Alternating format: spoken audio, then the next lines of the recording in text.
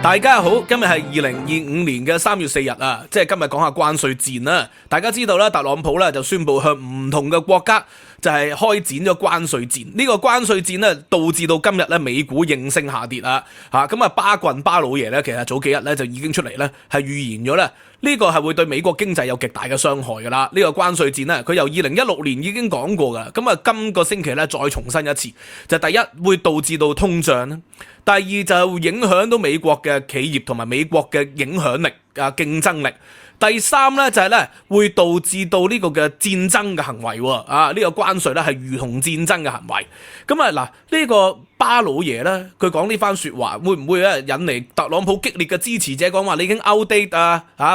即係唔不合時啦講嘅嘢或者咧會唔會有人話佢收咗 USAID 嘅錢啊？係咪特朗普 cut 咗佢 budget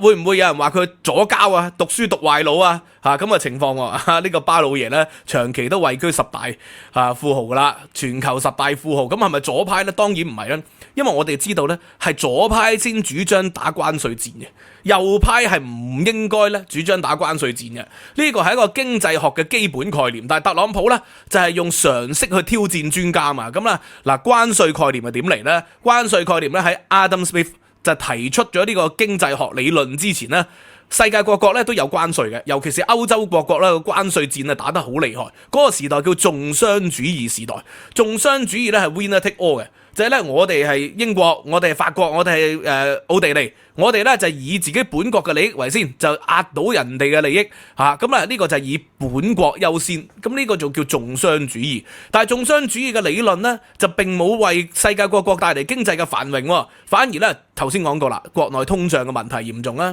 因為咧後來咧Adam Smith 或者以後嘅李嘉圖Ricardo 提出咗嚟咧，就有一個好重要嘅就係喂有啲國家根本佢唔適合生產嗰啲嘢嘅。如果咧你用關稅限制人哋國家嘅嘢入嚟咧，其實你自己國家又生產唔到嘅時期，咁你咪損人不利己喎。所以咧要比較經濟優勢，有啲國家就生產大豆就適合啲嘅，有啲國家生產鋼鐵適合啲嘅，有啲國家生產羊毛適合啲嘅。咁嗱，我哋就要交換啊嘛，就所以咧要減低關稅，甚至乎廢除關稅，就形成咗所謂古典經濟學派嘅理論啊。咁但係去到咧上個世紀啦，咁啊凱恩斯咧就叫做未出櫃的馬克思主義者啊嘛，就主張用關稅啦，要保護翻國內嘅一啲嘅即係未發展嘅企業，或者咧係德國咧李斯特學派咧，即係所謂叫歷史主義學派咧，又主張咧要保護自己未萌芽嘅一啲嘅企業喎，咁所以咧左派咧先至主張關稅嘅。而家特朗普咧其實咧就係用緊左派或者係重商主義嘅關稅理論去反對右派，所以再話咧反對特朗普嗰啲人係左膠咧，嗰啲人咧只係自暴其短嘅啫。特朗普呢一種咧徹頭徹尾嘅左派理論嚟，咁但係問題嚟啦，凱恩斯就主張咧關稅咧只可以對製成品做關稅嘅啫，就唔可以對原材料做關稅喎。而家特朗普向全世界咧，向歐洲去英國徵收25% 嘅鋼鐵關稅，呢個咧就會令到美國國內生產汽車生產飛機生產其他行業，即係需要用鋼鐵嘅啦，佢嘅成本會大漲喎。因為咧美國自己生產唔到咁多鋼鐵噶嘛，係要靠進口噶嘛。美國生產鋼鐵嘅成本一定高噶嘛，美國人嗰個人工高，美國個稅率相對一啲個國家高美國嘅環保嘅法例相對嚴格，咁所以咧生產出嚟嘅鋼鐵咧係會更貴嘅。咁所以咧就會導致到美國嘅企業咧競爭力下降。其實巴菲特係講緊呢啲嘢嘅啫，呢個根本就係經濟概念嘅基本 ABC， 但係特朗普就意圖要挑戰佢啦。咁咧所以巴菲特咧就係發表咗聲明就反駁咗呢個咁嘅概念。咁但係佢嘅支持者唔會理嘅。特朗普嘅支持者咧自有佢哋一套嘅說法，佢就話而家關稅咧就要對墨西哥徵收25%對加拿大係打擊芬太尼同埋非法移民，呢個好明顯又唔係一個完整嘅事實特朗普只係借芬太尼同非法移民咧去開徵關稅戰，因為咧台灣又冇呢方面威脅過美國嘅，而咧呢個嘅美國咧就要求台灣咧就要徵收100% 嘅晶片關稅。喺今個月咧佢就係主張咧要向呢個嘅台灣徵收100% 嘅關稅，咁呢個就梗係導致好嚴重嘅問題啦。所以咧，台積電咧即刻宣布加碼啦。由上一屆咧特朗普時期啦，台積電就已經咧喺美國有投資，咁咧而家就宣布咧要擴大投資由原本650億美元咧擴大咧變成咧1000億美元嘅投資喎，咁特朗普梗係好開心啦。咁但係咧，即係呢個係好似巴郡咁講，喂呢個係無視咗經濟 ABC 喎。因為台積電咧，佢喺台灣嘅成功係有個基礎因素嘅。台灣人咧就夠勤奮嚇，佢哋願意咧就加班工作、超時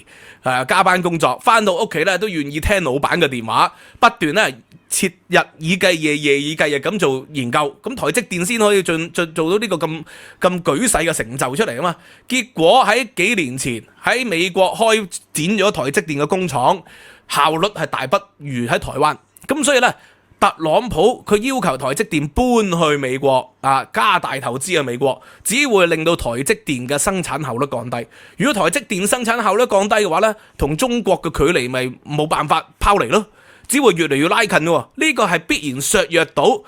美國為首嘅科技行業嘅競爭力嘅。咁但係特朗普唔會考慮長遠噶嘛，佢考慮佢短期立竿見影，即刻影到上。台積電即刻宣布加碼投資1000億美元。宣布咧，而家咧變成1650億美元喎，希望避免咧佢話要對台灣徵收100% 嘅關稅。咁而咧台灣島內大路啦、大震啦，因為台積電如果即係加緊搬去美國嘅話，台灣嘅戰略地位就會下降咗喎。係咪代表咗美國準備放棄台灣呢？好似放棄烏克蘭咁樣嘅情況呢？咁所以台灣呢，而家呢個聲音呢就係即係好激烈啦。喺呢幾日個原因就係因為咁解。所以有啲人又話佢要打擊芬太尼，要打擊呢個嘅非法移民。當然呢個係一個原因。或者係巴拿馬運河俾中國控制呢個嘅各種嘅理由，但係背後最實際嘅佢就係希望啲企業搬翻去美國啊嘛，所以今日咧佢話對墨西哥徵收關稅，就係希望咧嗰啲汽車工業雅馬哈啦都喺呢個墨西哥啊嘛，電單車希望呢啲汽車工業咧就搬翻去美國。但係正如頭先所講，你搬翻去美國咧係唔會導致到間企業有更好嘅競爭力嘅。點解嗰啲企業要喺墨西哥度起啊？佢因為美國請唔到人啊嘛，而且美國請人嗰個成本係非常之高，所以生產出嚟嘅製成品咧就會好昂貴，好昂貴咪喺全球冇競爭力咯。喺美國亦都唔夠其他嘅國家嘅汽車企業去競爭啦。咁當然佢又諗到方法就係向其他國家徵收關稅。咁你向其他國家徵收關稅啦，而喺美國本土嘅汽車或者其他嘅鋼鐵行業或者其他嘅製成品又貴咗，咁美國人咪要買更貴嘅貨品咯。最後受苦嘅咪就係美國人同埋全世界喎，其實係 lose 嘅，係雙輸嘅。而特朗普整個所謂以常識對抗專家呢一個咧就係非常之危險啦。咁但係佢背後就希望去影相啊嘛，背後希望就係咧獲得成就短期成就，見到不斷有企業啦可能會搬翻去，而漠視美國長遠嘅經濟實力。咁呢個係經濟學唔係好難複雜嘅概念嚟到，但係特朗普當然唔會考慮啦，因為過去嘅幾十年佢係做生意嘅一個做生意嘅人咧係唔會考慮到啲學者，唔會考慮幾百年嘅學科嘅建設嗰種諗法噶嘛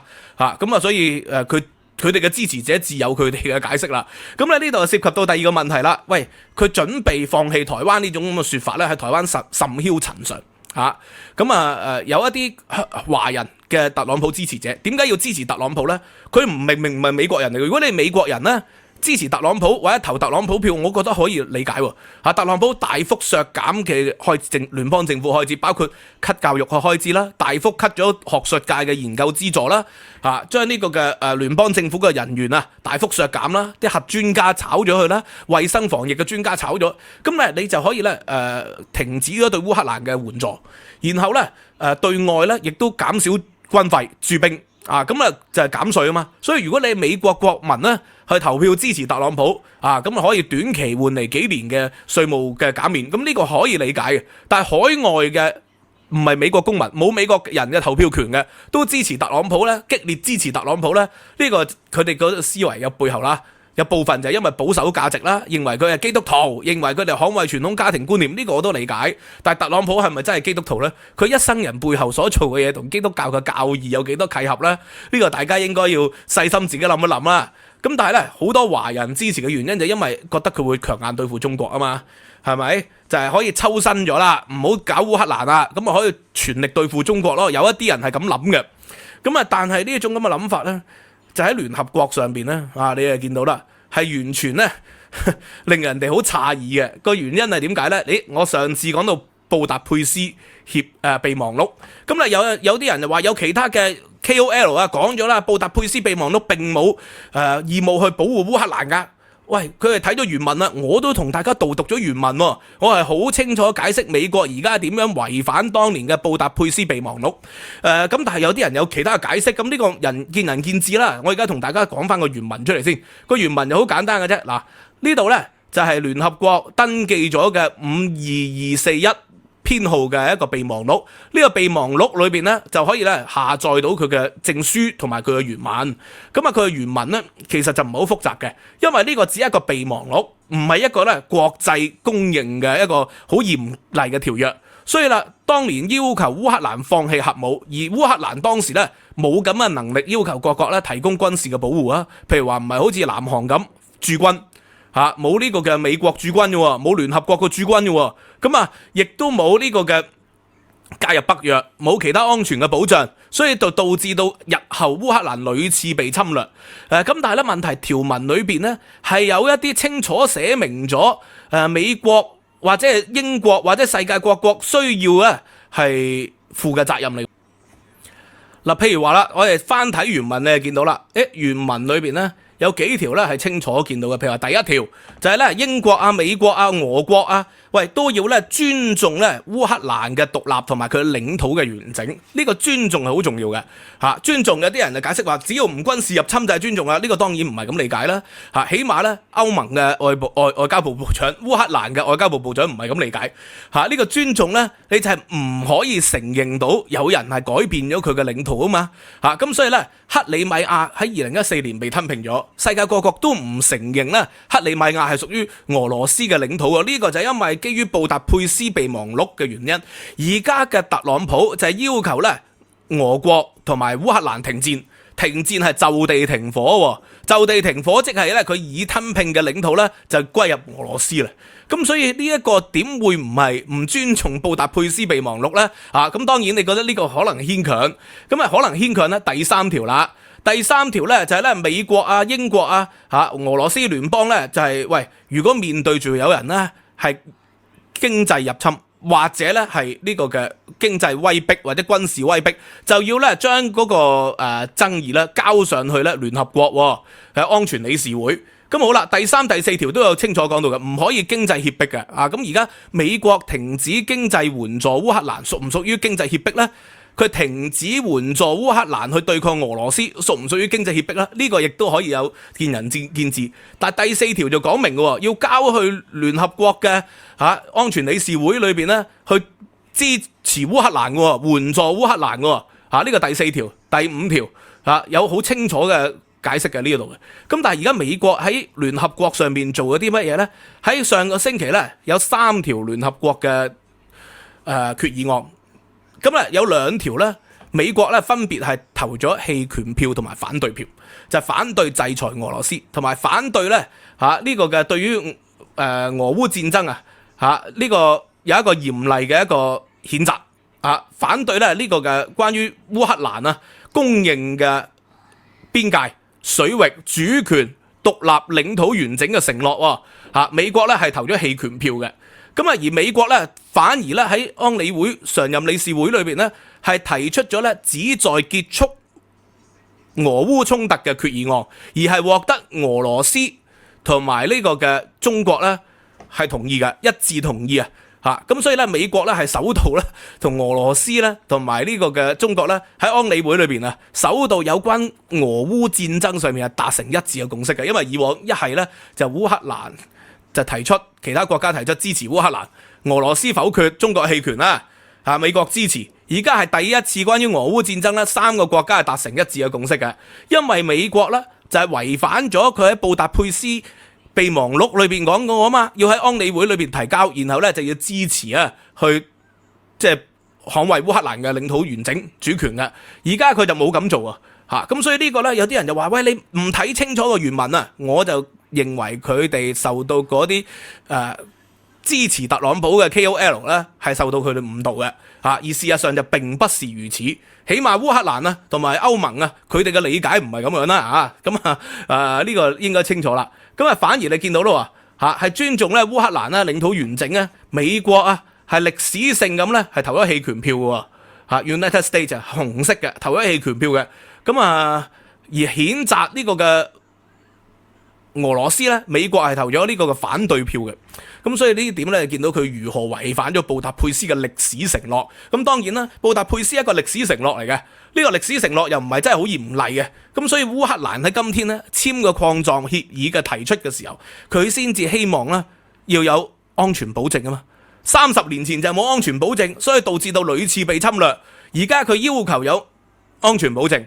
你要有5000億礦產嘅開發，咁你梗係換嚟有安全嘅保證啦。呢個呢先至係一個合理嘅一個做法嚟噶嘛。而家特朗普就話唔會提供太多安全嘅保證，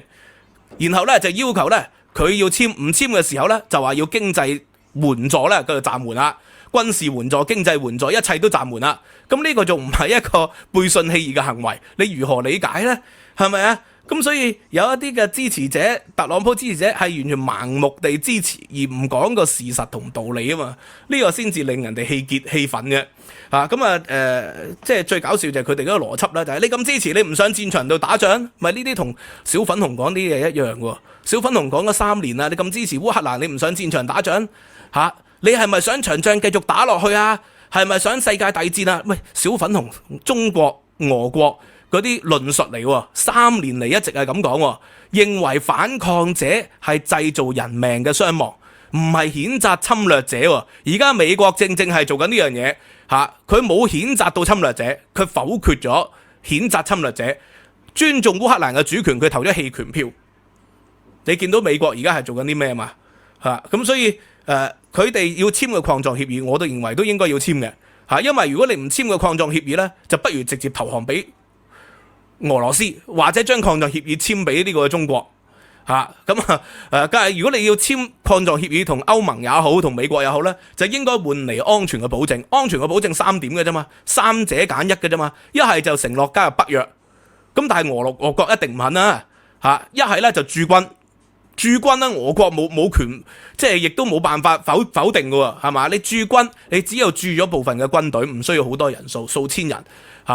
每個國家出幾百人，咁你就守住基輔同埋咧烏克蘭西北部嘅邊境，防止白俄羅斯入侵。烏克蘭嘅部隊就有能力可以北伐嘅啦嘛。其實即係俄羅斯去到強弩之末啦，已經要揾朝鮮嘅軍隊做擋箭牌。咁而家要烏克蘭反攻翻，失去嘅領土好困難嘅，但係佢北伐咧，攞翻搶奪俄羅斯嘅領土咧，然後同佢交換翻咧，過去大半年已經成功咗好幾次噶咯。雖然個土地比例係細，但係起碼可以局部攞翻部分烏克蘭已失去嘅領土啊嘛。所以咧，一係咧就係承諾加入北約，一係咧就係要駐軍讓烏軍咧能夠即係抽身出嚟去北伐。第三，一係就歸還核武。布達佩斯備忘錄咧就要求烏克蘭呢係停止即係持有核武噶嘛，你歸還翻核武，有核武就可以維持翻已有嘅領土唔會受到攻擊，先至有對等噶嘛。點解歐洲一直懦弱唔去全力資助烏克蘭嘅？第一就因為天然氣石油雖然過去嗰幾年咧係減咗30%，但係歐洲仍然係極之依賴俄國嘅天然氣石油。第二就係擔心咧擴大嘅戰爭變成核戰。變成呢個嘅第3次世界大戰，所以歐洲咧過去嗰3年咧只係經濟上嘅援助，我考證咗啦，佢經濟上嘅援助係高過美國㗎喎，佢經濟上嘅援助係佔咗整個烏克蘭嘅援助 49%， 美國咧係相對較少嘅。咁但係啲人即刻就出嚟講啦，即係歐洲嗰啲係借錢嘅咋，美國嗰啲係捐助嘅，咁係，咁但係問題烏克蘭係冇可能還錢俾歐洲㗎啦，而家個方法英國咪講咗出嚟咯，咪用扣押俄羅斯嘅錢去歸還俾歐洲咯，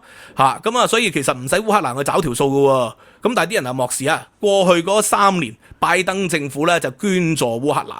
歐洲政府就借貸烏克蘭，而家特朗普政府咧就要威逼烏克蘭，三者咧係唔同嘅。咁但係咧，勿以善小而不為啊！咁所以咧，我睇過去咧三條片就講到烏克蘭嘅，我哋已經咧全數咧就捐助咗俾烏克蘭嘅機構嚇，就支持咧烏克蘭咧係戰鬥嘅。戰鬥有啲人話你係咪想繼續打仗啊，繼續死人啊？咁你梗係要支持反抗嘅人啊嘛嚇！咁啊美國當年咧就係有法國有其他國家嘅支持先能夠打贏獨立戰爭喎，冇話阻止美國喎，冇話美國唔應該反抗喎。咁所以咧，我哋已經捐助咗嘅。咁我上次嘅影片咧就捐助咗，而且咧我就列明咗咧我捐助咗嘅金額嘅。咁啊，我就擺咗喺側邊。咁結果有其他網友亦都進行咗捐助，而家已經籌集到11,254美元。即係唔係多錢，但係起碼夠買啲子彈啦，夠買10排8排子彈啩，我估計所以亦都唔係我想主動發起嘅捐助。因為我從來唔想發起捐助嘅，我擔心發起捐助咧會令到有啲人可能受到影響，咁我唔會嘅。我希望我自己捐咗，擺埋俾大家知我捐咗幾多，有其他人繼續捐落去，咁係其他人嘅選擇嚟。OK， 就唔係我發起，我又唔敢承擔呢個責任嚇。anyway 咧，川粉紅同埋小粉紅咧，竟然而家合流啊！呢個咧亦都唔出奇啦，就係因為咧美國同埋俄國、中國嘅利益咧，而家亦都合流。佢哋嘅目的就係希望咧，要烏克蘭停戰，美國就可以咧獲得經濟利益同埋減少資助，俄羅斯就可以獲得領土，中國咧就可以咧獲得乜嘢啊？中國可以獲得咧支持俄羅斯堅定嘅友誼關係啦。所以有啲人認為咧，特朗普可以聯俄對付中國，呢個完全係荒謬噶嘛，因為特朗普係做3-4年就落台噶啦嘛，而且習近平同普京可以永續連任，除非特朗普收埋支龍頭棍先講啦，除非你可以繼續做落去啦，係咪啊？咁但係美國唔係喎，美國45任總統咧有8任咧係死於任上喎，咁10幾個%喎，都唔係講笑喎咁所以呢度就係好難講啦，睇下特朗普可唔可以過5關斬6將啦，永續連任先可以有機會撼動到中俄嘅利益關係，否則嘅話普京點會放棄同習近平嘅關係聯俄抗中講出嚟都係令人哋發笑嘅。Anyway， 今日就講到呢度啦，希望大家支持啦 ，like、subscribe、share。收費平台 Patreon 有我呢條影片嘅文字檔，有我嘅獨家參考資料，亦都有咧今個禮拜以上載嘅課堂，講到咧1980年代中國嘅學運思潮。拜拜。